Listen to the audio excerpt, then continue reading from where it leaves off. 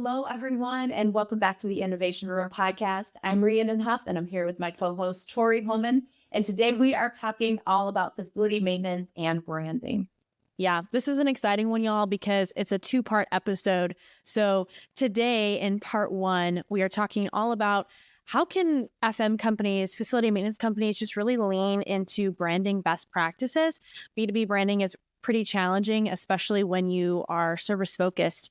And I know I'm in charge of marketing for our company, and I find it hard to lean into some of those B2B branding strategies. So we just really want to dig into this one today. And before I introduce our guest, don't forget to like, share, and subscribe to the Innovation Room wherever you get your podcasts.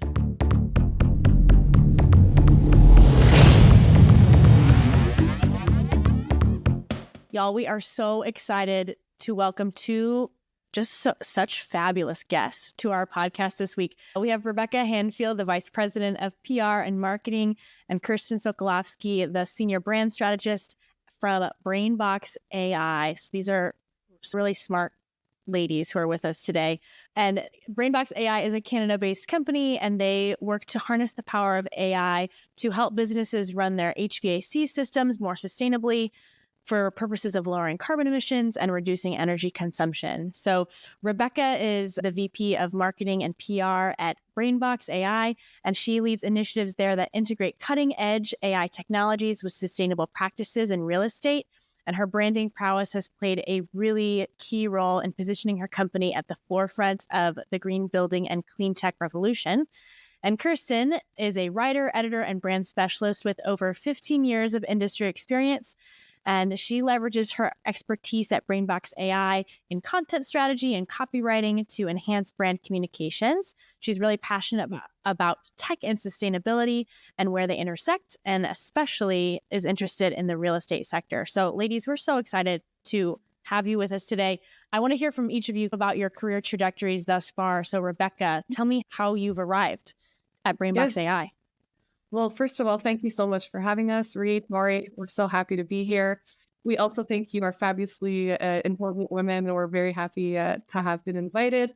My career path has really been technology focused. So I've always marketed and used PR to help promote technology. I've worked in healthcare tech, climate tech, communication technology, and I've always sold to businesses or governments. So no B2C, really B2B, B2G. And my focus throughout my career has really been to market technologies that are making a difference in the lives of people. So that really motivates me, like healthcare tech, improving the patient experience, now climate tech, trying to save the planet and save future generations. So that's really motivating to me. And I really started my career with a focus on event management and branding. And of course, over the years, developed an expertise in other things like digital marketing, content strategy, public relations, etc. But branding has always held a special place in my heart. I think it's one of the most fascinating aspects of marketing because it's very qualitative versus quantitative. Things like brand perception, brand sentiment, brand recognition, brand reputation. So I've always found that very interesting. And I'm lucky that throughout my 12 plus year career that I've always been able to continue to do branding and now do it with exceptional people like Kirsten on my team. And now I have the privilege of leading a 6-person team at Brainbox. It's a wild ride. We were founded in 2017 and officially launched to market in 2019. I'm proud to say that I'm employee number 8. So I was there at the very beginning, and we officially launched in May 2019, and we were 12 people. And today in 2024, we are 180. We have a lot of product launches under our belt. We have fundraisers under our belt and an acquisition. So it's been quite a journey, and it's been really fun. Wow. That's been the journey so far. That's incredible, Rebecca. Kirsten, what about you? Tough act to follow. So my path to Brainbox AI has been a pretty sinuous one. So I took the long way around for sure. I began my career actually in South Africa. I'm from South Africa. I began there as a journalist, and then I moved to Sweden. I followed my husband. He was doing his PhD at the time, and I fell into marketing for a fintech startup in Stockholm. And then since then, I've been consulting at various startups as well as academic institutions. And then in 2021, I began consulting for Brainbox AI, and then up until this year, where I transitioned to a full-time position. And I'm very happy there. Oh, that's awesome. That's awesome. Thanks for sharing, ladies. All right, ladies. So let's just dive into topic one, which is branding for FM companies. And Rebecca, when you said branding, is at your heart. Us as these sign girls here, I really related to that. So, as you talk about B2B branding is really challenging for companies, and even those that have been around for a really long time. In some ways, it's even more difficult for younger businesses. And being part of a very mature industry like the FM industry, it can stifle that flexible mindset when it comes to branding and the branding strategy, especially for 2024. So, Rebecca, let's take things from 100,000 foot view where FM companies start, and what should they do for their brand in this saturated FM industry? Yeah, it's a good question. And I think, like you're mentioning, like new companies, older companies, the incumbents, I think they all have their own challenges when it comes to branding. And I think one thing that's really important with branding is that it has to evolve and it has to change as the rest of the world does. For me, it's natural to take time every couple of years to evaluate your current brand position. And the important thing with that is to not just want to do a brand change or a brand distillation for fun. We have to do it with a purpose. And I think the first step to doing that is to understand what your brand strengths are and what your brand weaknesses are. Brand strengths, I'll just give an example to try to make it a little more concrete. If you've been in the market for a very long time, let's just say 100 years, okay, you're very established, you have strong brand recognition. When you're going to do your brand evolution, you don't want to lose that because that's a huge strength that you have. So it's important to know what you're good at. Maybe on the not so good side, you've been around for 100 years, you have this perception of being super old school or associated with just one not technologically savvy, and you want to get away from that. So it's important to understand strengths, weaknesses, and it's also important to understand your history, because there is a moment in time where that brand worked, and you need to understand where it comes from, why it worked at some point, why it maybe is not a perfect fit now, and how you can evolve it. And it doesn't need to be like brand shifts don't need to be 0-100. There's all the middle. So I think it's important to keep that in mind. And something too is I think there's always this, even like new companies, old companies, there's always the fantasy brand, right? Oh, I want to be perceived as the most sustainable and the most avant-garde and the perfect brand perception and recognition, but you have to make sure that it matches with your company's true identity. If your brand is misaligned, it'll be really cool for a certain amount of time, but after a while, the incongruency will become obvious. So it also has to be true and authentic. So that would be high level advice of where to start. And don't just make the change because for fun. You have to have a purpose, and there's a methodology to it. Absolutely. Yeah, I appreciate what you're saying about honoring your brand's history. For NAS, we've been around for, it'll be 90 years this year. And I did not know that. And so talk about a brand evolution. We started as like a local neon sign company, and now our national, somewhat international. And that's a ton of change that the company has seen over 90 years. The one thing that's really important to our brand, though, maybe this is true for some of our listeners, we are family owned. And so some of those sort of more traditional values are really important to our owner. They're important to our employees. I think they're a thing that's valued by our customers. And so it's things like that. Like you're saying, Rebecca, what is authentic to your brand? What speaks to the heart of your brand? And then pull that out, because that's going to be a thing that sets you apart from your competitors. For sure. And don't shy away from it. I think that sometimes people wait too long, and your company has evolved and your brand hasn't. So it's also in that way, it has to keep going and it has to keep matching up. I was just going to say that there's a lot of companies that almost just take that area for granted. It just is what it is. And having somebody continually looking at that throughout the years as things change, as companies change, as we all adapt to different things, it's so important.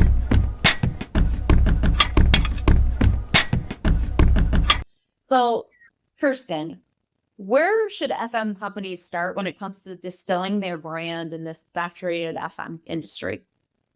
I think you all had really good points. And I think that where Rev was talking about being flexible, but then also coming back to the basics. So I'm a firm proponent of going back to the basics and starting with intentions. No matter how old your company is, you need to also look at like, why are you doing what you're doing?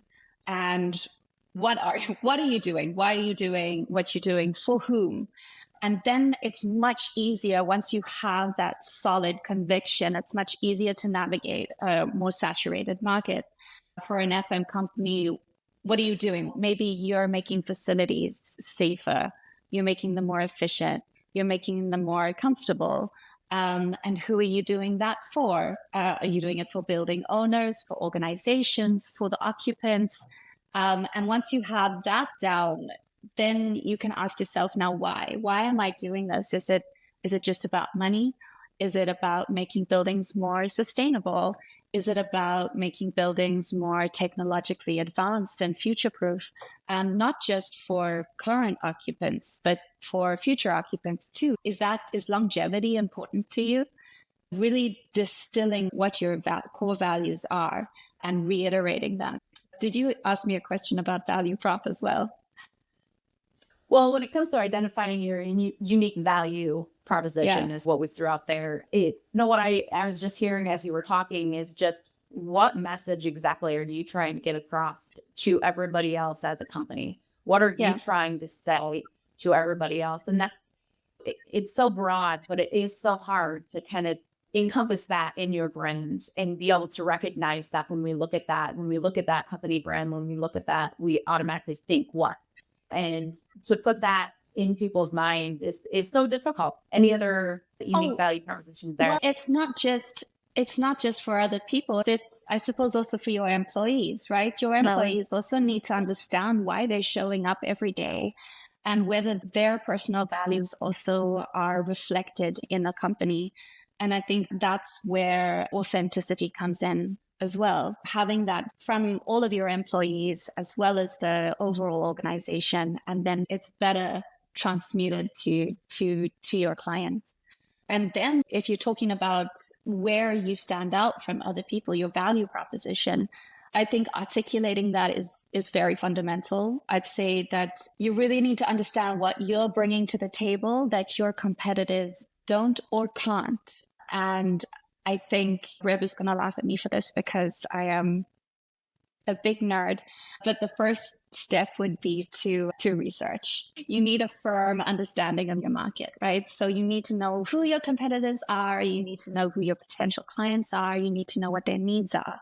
And that's quite an in-depth, scary thing to do too. And you need to also realize that you don't have to do that alone. There are companies that can help you do that market research if you don't have the staff or the capacity to do that yourself. And then it's also important to have, just talking about BrainBox AI, for example, we optimize HVAC systems. And we know that there are other companies that do that and they do that well. But we know that ease of integration and automation and our price points are things that set us apart. That, and we have a highly qualified team, quite a large, highly qualified team. And knowing all of that is good, yes, but you also have to communicate it. So I think that the next step is to be able to communicate it clearly and consistently across all of your platforms. And that could be your social media, your brochures, your website, your signs, your client presentations. You need to have conviction about who you are, what you're doing, what you're bringing to the table, how you're different. And you need to reiterate that consistently. Yeah. Consistency is key. Yeah. And we can always start something, but to continue that message where it's in that mindset constantly. And I thought it was so great that you brought up that it's not just for the audience, but it is for internal as well. That's what I was going to say too. I am such a big proponent of when you have those employees that are on board, that truly believe in your brand, that believe in your company, to me, that's a starting point. Without those employees that as that backbone of truly believing that, how is anybody else going to believe what you're trying to portray when you don't internally? So that was such a good point that you brought up, and I just really love that. Yeah. And I think one other thing is also to remain flexible, right? Right. Markets shift and they change. Things change, and there's more automation, there's more technology. And with that change, your clients' needs and expectations are naturally going to change as well. So even though you need a solid foundation, and I think actually a solid foundation will set you up to be able to navigate those changes better and to be able to remain flexible on the surface, but have that firm, grounded, rooted values at the bottom and at the base. Yeah, absolutely. Well, and I think we've already touched on this, but I just want to highlight it specifically that branding really looks different for everyone, right? So even though BrainBox AI and North American Science are both in the FM space, our approaches have to be so specialized. You guys are based in Canada. You're using artificial intelligence technology. You are a younger company. And compared to NAS, which has been around for a little bit longer, but maybe we're not that we're not tech focused, but not in the same way that you are. And so the point being, there's just really not a one size fits all solution. But I do think that there are some elements of branding that are really universal to people in the FM space specifically. Not that they can't apply to other industries, but I'll toss it out to both of you. What should brands really focus on, no matter their product or service? Yeah, it's challenging to find like for all companies because every company is so different. But I think expertise is probably a really strong element that has to be reflected. Like you said, your organization comes from it from a certain angle. We come from it from a certain angle, but we all have our distinct fields of expertise. And being able to communicate that, educate the customer, bring the customer or the prospect further in the reflection or the solution that is related to the product that you're offering, I think is very important. And because for example, in our case, we're coming from AI, being able to bring that to the forefront, show them the possibility of what we can do with that is super important. And that's only possible when you have that expertise in-house. So being able to call on those gurus that, in our case, bring AI to the HVAC world, or bring AI to the refrigeration world, or bring generative AI to the FM world, so that they can better understand it. And that's the job that we feel we have. Yeah, absolutely. And just providing that expertise to people for free in some ways. It's part of the brand experience almost. Yeah. And we do a lot of that in not just in the selling process, right? We do that in our marketing efforts as well. I'm preaching some of Kirsten's work here, but we do a lot of thought leadership pieces or just information education pieces to help also just the general industry or the general market advance its knowledge and understanding of specific topics. Because we're knee deep in it. We're always in it. It's easy for us to be able to distill these complicated concepts in a way that's easy for FMs or the market in general to digest and understand, and hopefully influence it, help evolve the industry to a certain degree. Yeah.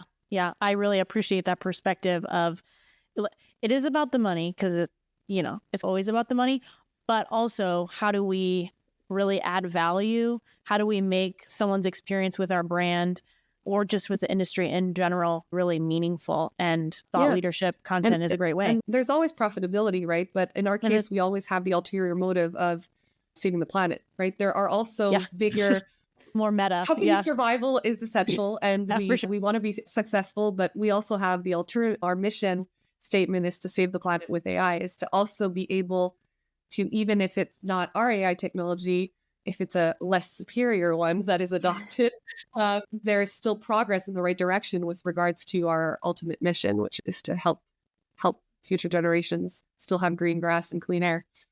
I think sustainability, it's not even such an optional branding strategy anymore. It's a necessity. And I think I can see it happening in the FM industry that there's more and more pressure to show a commitment to environmental stewardship. There are all kinds of regulations coming into place and already in place.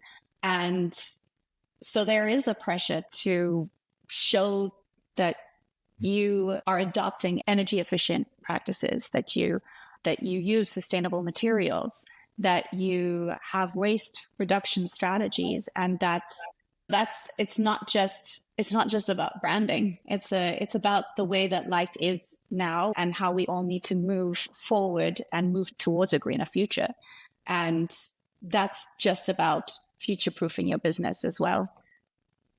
Yeah. And it's so absolutely. true. Everybody now, that's one of the first things they want to know. What are you doing? What is your company doing in this space? So it's not just about your expertise or what you do. It's all of these other different levels of that encompasses who your company is as a whole. Like you said, what those values are. What is your culture? Obviously, a big topic in regards to that. They always want to know what the diversity is. That's also another hot topic. Again, people are looking for more. And I think with this big world of technology, they can find out more compared to what we used to be able to do. So that door is open. What they're looking for is that transparency of that company to really lay out openly, what is your company about and what do you stand for?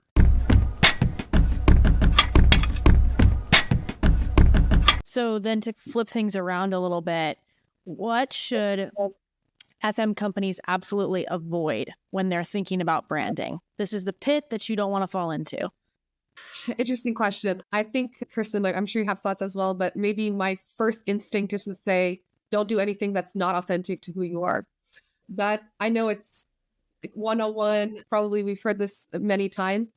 And also be true to who you are, what you have to offer, what your expertise is. Don't pretend to do something, be good at something you're not. Understand where you stand and what your strengths are.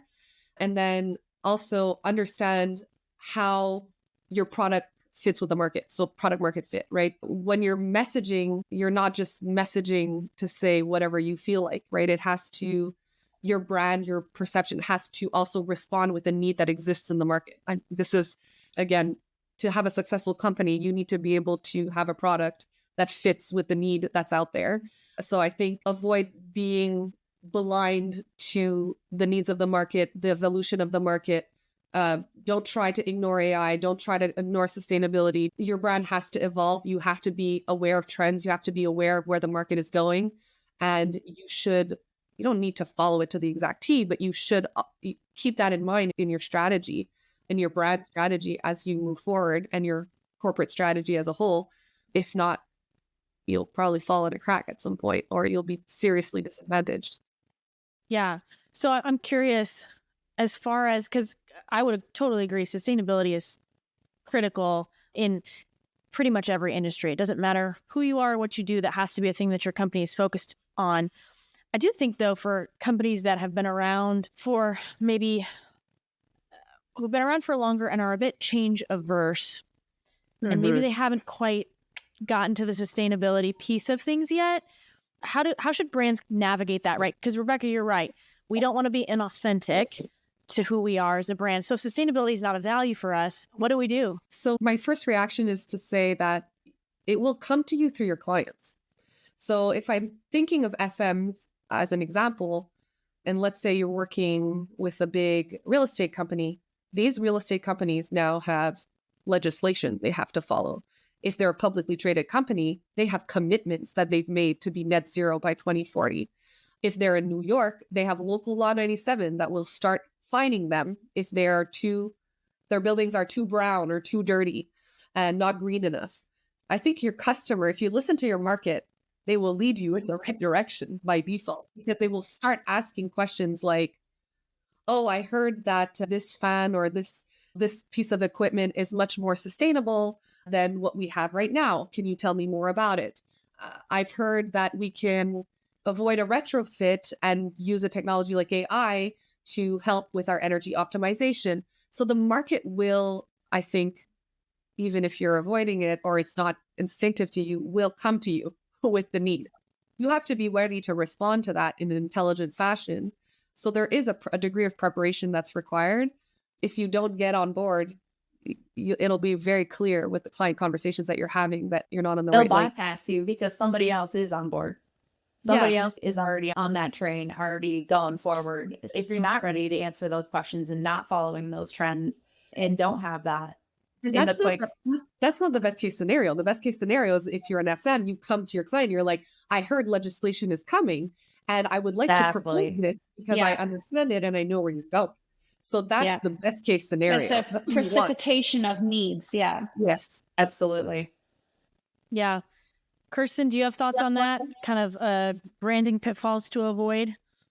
Branding pitfalls to avoid. Yeah, I think flexibility is a huge one. And I think we see it a lot with things like installing generative AI or AI. People seem there is a knee-jerk response to not wanting to install AI, or there's a knee-jerk resistance to new technology often. And that's understandable because change is scary and you don't want to do more work. For example, you wonder, is it a fad?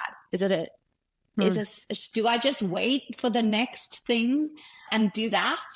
But I think that the issue with that is that things move so quickly. And especially if you're talking about technology, things move so quickly. And it's so quick it's falling behind can happen very quickly too.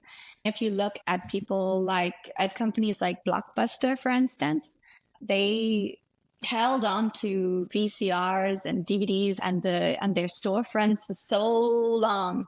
They just kept doubling down, and then they didn't adapt to the digital revolution, right? The streaming services like Netflix took over. Netflix, by the way, used to be a DVD rental service. They used to post DVDs to people. And that's just a typical example, or a really great example, of how if you follow what is happening in the world and you meet your clients' needs and the market needs, and you just go with that flow, you can come out on top. So it is about, yes, you need to make smart decisions. And yes, it's probably a good idea to try something out and see if it works. But being blind, like Reb said, being blind to what is happening around you in the market, I think that's a mistake. Yeah. Sitting stagnant is what I'm hearing, like sitting stagnant in your current success without that hard look at what is new, what is changing. And in, like you said, technology is one of those things that is so quickly changing that you have to have somebody almost within your company constantly trying to look at that, constantly keeping up while everybody else is doing what your normal everyday is. Because if you don't, you're left in the dust. And Blockbuster was a completely on par example. It was perfect.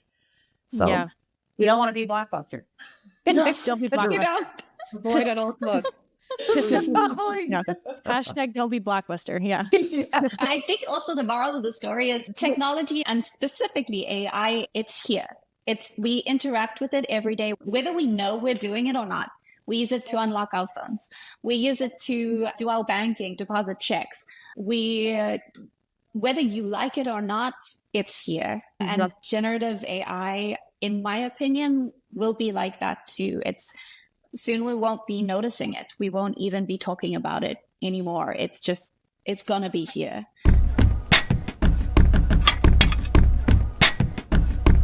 This has been a great episode. We just want to thank again Kirsten and Rebecca for joining us today. Branding is an expansive topic. So is AI. But we hope the perspectives and insights that were provided today by our awesome guests help make taking on brand and AI strategies just a little bit more easy. And my key takeaway today is just, it's not as scary as we all think it is. AI is new, it's ever changing. So is branding. It's something that we always have to look at for the company and just take it bit by bit, and whatever works best for your company, your values, just take those baby steps and move towards the future. Yeah, absolutely. I'm right there with you, Rhi. Staying just really authentic to your brand, who your employees shape your brand. How do you lean into the value that they're already adding, whether it's from a technical standpoint or a personality standpoint, and how do you integrate the internal and the external to really be true to who your brand is, especially in B2B, it's all about relationships. And so knowing who you are and how that can support and just really add value to your clients is going to be your best bet in figuring out how do you brand as an FM company. So just want to thank y'all for joining us for today's episode. Don't forget, you can stay tuned for part 2 of today's episode next week. You can also sign up for our monthly InAssign newsletter. And that just is a great resource to provide more education, stuff like what you get here on the podcast. And we do also offer some exclusive content that you can only get by signing up for that newsletter. And you can find that in a link in the description or right here on the screen. Let us know what your branding best practices are in the comments below. What AI tech are y'all harnessing to really just augment your business practices? We want to hear from you down in the comments. Until next time, y'all, keep innovating.